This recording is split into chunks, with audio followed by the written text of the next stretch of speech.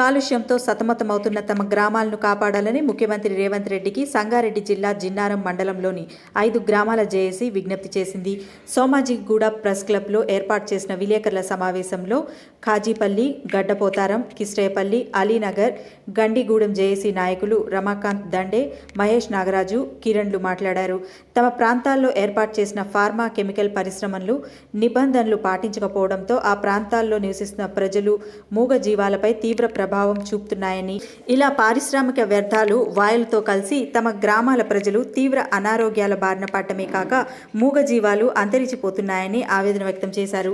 ఇప్పటికే తాము రాష్ట్ర కాలుష్య నియంత్రణ మండలి అధికారులకు పలువురు ప్రజా ప్రతినిధులను కలిసి విన్నవించినా స్పందన లేకుండా పోయిందని చెప్పారు. కాలుష్యానికి కారణమవుతున్న 31 ఫార్మా కెమికల్ పరిశ్రమలను మూసివేయడం లేదా తమ ప్రాంతం నుంచి తరలించి తమను రక్షించాలని ప్రాధేయపడ్డారు. అయితే ఈ గాలి పరిస్థితి మా దగ్గర ఉండాలి. ఒకసారి చిన్నపిల్లలు అస్వస్థతకు గురై హాస్పిటల్లో అడ్మిట్ అయినటువంటి సందర్భాలు ఉన్నాయన్న. మాకు శ్వాసకోశ సమస్యలు బాగా ఎక్కువ అవుతున్నాయి. అట్లాగే జుట్టు ఈ నీళ్ళ వల్ల జుట్టు రావడం, చర్మ సమస్యలు, ఇట్లా మొదలైన సమస్యలు చాలా వచ్చి మా గోడు విన్నపించుకుంటాము. ఈ కాలుష్యాన్ని కంపెనీస్ ఏవైతే ఉన్నాయో ఇక్కడ నుంచి పంపించేసేయాలి, శాశ్వత పరిష్కారం ఇవ్వాలి. ఇక్కడ నుంచి కంపెనీస్ పోయినట్టయితే మా జీవితాలు అందరూ కూడా బాగుంటాయి. ఇక్కడ జీవనోపాధి కోల్పోతున్నారు, ఈవెన్ ఆరోగ్యంగా ఖరాబ్ అవుతున్నారు.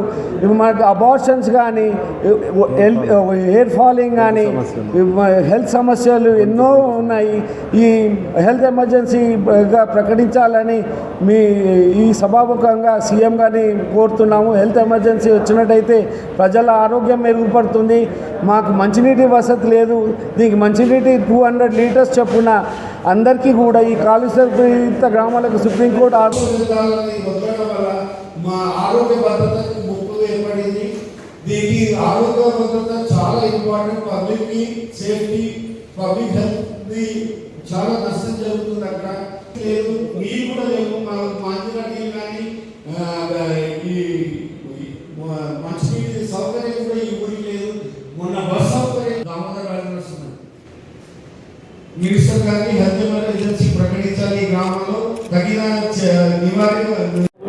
నమస్తే, నా పేరు రమాకాంత్. నేను న్యాయవాది, ఖాజీపల్లి గ్రామానికి చెందిన యువకుని. ఇక్కడ కాలుష్య పోరాటం మీద జేఏసీ తరఫున మేము గత 3 నెలల నుంచి ఈ పోరాటం చేస్తున్నాము. ఈ కాలుష్య రహిత గ్రామంగా తీర్చిదిద్దడానికి మా యువకులందరం కూడా ప్రయత్నం చేసి మెంబర్స్ మేము అందరం పోరాటం చేస్తున్నాము.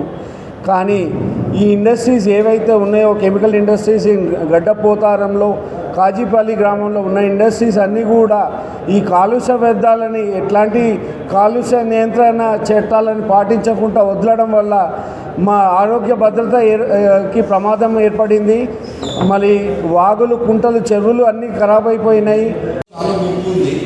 అందుకే ఈ పాత్రికేయులను అందరినీ కూడా ఈ ప్రెస్ క్లబ్ ద్వారా ఇన్వైట్ చేసి ఈ సమావేశం ఏర్పాటు చేశాను ఈ రోజు.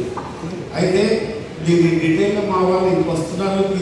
ఈ పోరాటం, కాలుష్య పోరాటం జాయింట్ యాక్షన్ కమిటీ ఖాజీపల్లి గ్రామం నుంచి చేస్తున్నాము. ఇది మా గ్రామంకి సంబంధించిన విషయమే కాదు, 5 గ్రామాలు చాలా కాలుష్యంతో బాధపడుతున్నాము. చెప్పలేని బాధ. సో మీకు అక్కడికి ఈ మీడియా మిత్రులు అక్కడ మీరు ఖాజీపల్లి గ్రామంకి విజిట్ అయినట్లయితే, ఖాజీపల్లి గడపోతారని వచ్చినట్టయితే మీకు వాస్తవ పరిస్థితులు తెలుస్తుంది. మనం ఇప్పుడు ఫ్లోరైడ్ అనగానే నల్గొండ అంటారు, కానీ ఫేమస్ ఇక్కడ ఖాజీపల్లి అనేది న్యూస్లో, వార్తలలో కేవలం డిస్ట్రిక్ట్ వర్క్ ఉంటుంది. కానీ హైదరాబాద్లో ఇప్పటివరకు ఏ వర్క్ కూడా ఖాజీపల్లిలో కాలుష్యం ఉందా అనేది కూడా ఎవరికి తెలియదు. ఎందుకంటే ఇది సిటీకి అత్యంత దగ్గరలో ఉన్న గ్రామం కాబట్టి మనం ఈ సమస్యని మొత్తం రాష్ట్ర స్థాయి సమస్య